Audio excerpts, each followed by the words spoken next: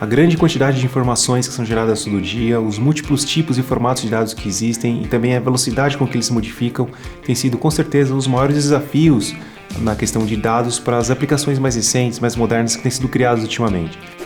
Nesse vídeo eu falo brevemente sobre isso e também cito duas abordagens de como que a gente pode lidar com esse tipo de característica. Veja o vídeo.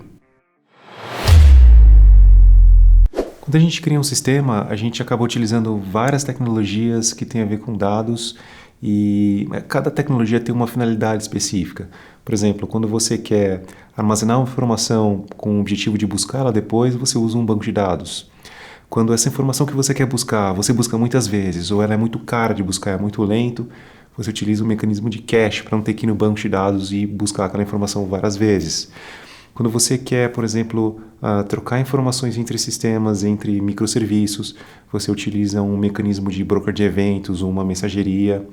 Quando você quer, por exemplo, fazer pesquisa por atributos específicos ou mesmo pesquisa ad hoc e buscar qualquer coisa, você acaba utilizando índices. Quando você quer, por exemplo, fazer um processamento muito pesado de forma periódica com dados acumulados, você faz basicamente o processamento batch. Então existem várias categorias de sistemas de dados, né? Bancos de dados, cache, índices, streaming, processamento batch. Eles parecem que pertencem a categorias diferentes, mas no fim do dia todos são sistemas de dados, né? Todos lidam com dados de certa forma. E alguns deles, inclusive, têm certa similaridade. Por exemplo, um banco de dados e um broker de eventos, ambos armazenam dados por algum tempo, mas eles têm características diferentes, características de performance diferentes, características de implementação diferentes, características de a forma como eles trabalham com os dados são diferentes, né? Então, existe essa similaridade, esse overlap entre alguns sistemas de dados e, para complicar ainda mais, cada sistema de dados ele também oferece várias opções. Por exemplo, bancos de dados nós temos vários tipos, né? Temos banco relacional, se você quer integridade. Existem bancos de documentos, como o JSON ou XML, se você quiser flexibilidade. Bancos de grafo, se você quiser trabalhar com informações altamente correlacionadas. Existe também banco de dados colunares, se você vai trabalhar com consulta analítica, pesquisa de dados de forma mais analítica. Existem bancos de dados mais textuais, se você vai sempre fazer busca de texto, busca por contexto, né? Existem vários tipos e métodos de fazer cache diferente, vários tipos e métodos de índices também diferentes.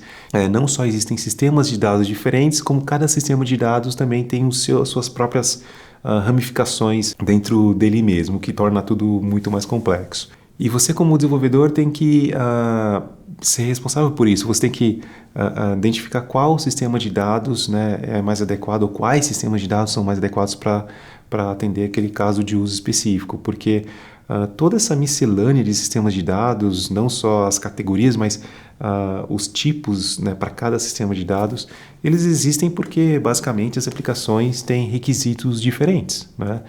E diante de toda essa complexidade, né, desses vários sistemas de dados que existem, você tem basicamente dois caminhos, né? O primeiro caminho é um caminho onde você realmente vai desenhar uma solução onde você vai colocar um banco de dados, um mecanismo de cache, um broker de eventos para trocar mensagem entre serviços, um banco de dados para fazer busca de texto, enfim, você vai criar diversos índices, enfim, você vai ser responsável por criar toda essa arquitetura, você vai usar uma tecnologia para cada caso de uso, para cada sistema de dados, né? Você vai montar esse sistema de dados maior com os sistemas de dados menores.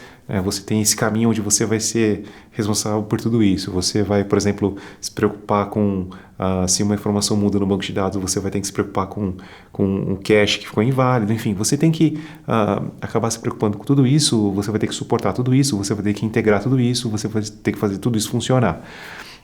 Esse é o primeiro caminho. O segundo caminho é o que eu chamo de sistema de dados convergente. Um sistema de dados convergente é um sistema baseado numa plataforma. E essa plataforma ela suporta quase todos os tipos de dados, todos os formatos de dados que existem, né? Se você quiser, por exemplo, integridade, você coloca um formato de dado relacional. Se você quiser, ao mesmo tempo, também informações que você quer ter mais liberdade de de estruturação da informação. Então você vai usar um banco de dados, um formato de dados schemaless.